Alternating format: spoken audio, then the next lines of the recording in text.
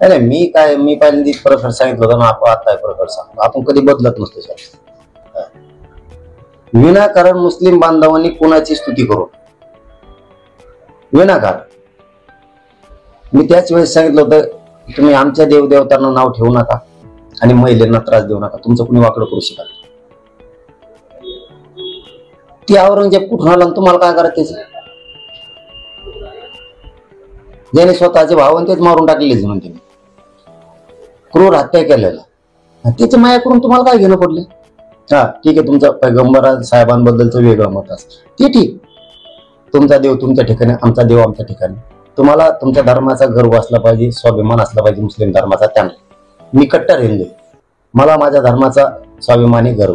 मी मौलाना सुद्धा त्यावेळेस सांगितलं होतं. आजही माझे तेच शब्द आहे. कारण तुम्ही 2-3 गोष्टीपासून लांब जा ना. काय करू शकत नाही तुमचं कोणी. कोण काय करतं ते आम्ही बघू. पण तुम्ही नाही त्या ठिकाणी हात विनाकारण घातला नाही पाहिजे. ज्याला मानायची गरज नाही त्याला मानायचं. त्या औरंगजेबाचा यांचा काय संबंध? कशाला त्याला मानतो? निवडून येतो महाराष्ट्रात, आला उत्तर प्रदेशात, स्तुती करतो औरंगजेबची. हे बधीर डोक्याचं काही घेणं आहे का? हा तुम्ही मस्जिदीबद्दल बोलताय जे आदरस्थानी आहे, कुराणाबद्दल बोलताय आदरस्थानी आहे. कोणाच्या धर्माचा ज्याला त्याला गर्व असतो. आमच्या धर्माचा आम्हाला गर्व आहे, तुमच्या धर्माचा तुम्हाला असला पाहिजे. कुकडं तिसरीकडेच फांद्या फोडल्यावर कसं काय सुट्टी देईल कोण? औरंगजेबा स्तुती करण्यासारखं कामच नाही, पण त्याने आमचा राजा मारला. त्याची स्तुती करायची काय गरज आहे? कुराणला तर मान्य नाही हिंसा करणं.